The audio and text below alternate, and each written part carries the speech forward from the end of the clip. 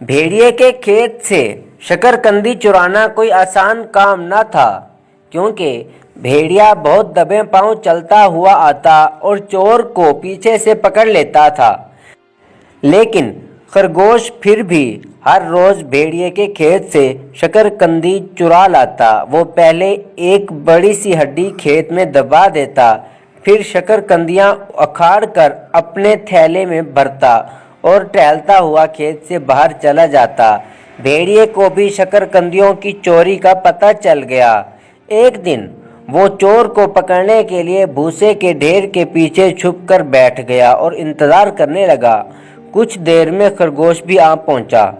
उसने जमीन खोद के हड्डी दफन की और शकरकंदी उखाड़ कर थैले में भरी और सीटी बजाता हुआ चल दिया।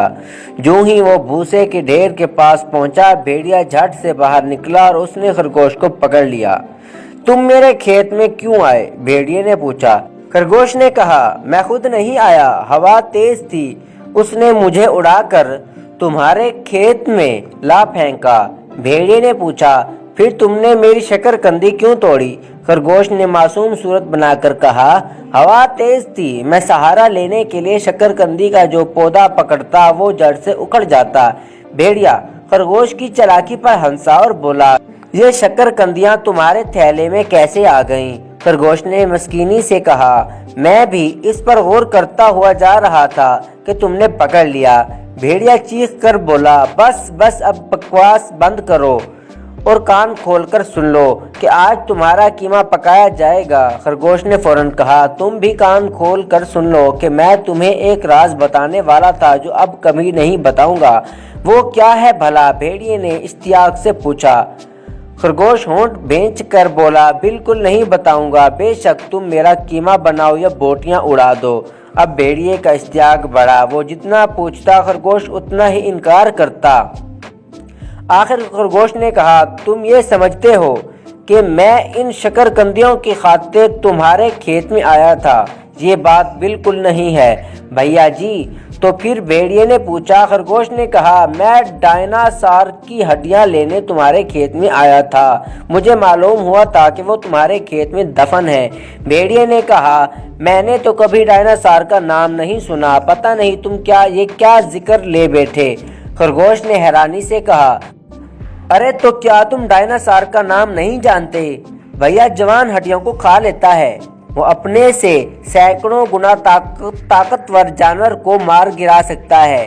भेड़िए को खरगोश की बातों का यकीन न आया।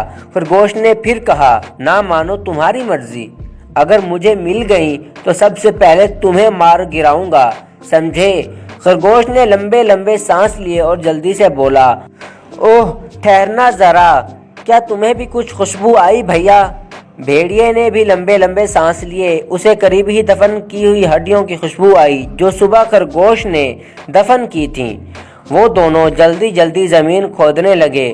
खरगोश ने अपने थैले में सब गूंद की एक शीशी निकाली और फिर करीब ही दबी हुई एक बड़ी सी हड्डी निकाली और चुपके से उस पर गाढ़े गाढ़े गूंद की शीशी उंडेल दी और जल्दी से बोला, अरे ये रही, मैंने निकाल ली।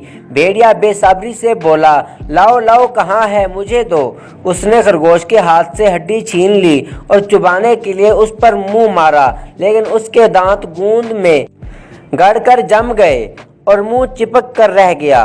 गर गर खर खर भेड़िए ने खरगोश को इमदाद के लिए पुकारना चाहा, लेकिन उसके मुंह से कुछ भी तो ना निकल सका। बेचारा कभी एक हाथ से हड्डी खींचता, कभी दोनों हाथों से जोर लगाता। उस कोशिश में उसकी आंखें बाहर उबल आईं, पसीने से जिस्म शराबूर हो गया और आखिर हड्डी मुंह से बाहर निकल तो आई, लेकिन उसके साथ भेड़िए के 4 दांत भी बाहर आ गए। खरगोश जो सब तमाशा देख रहा था अब चुपके से खिसक गया।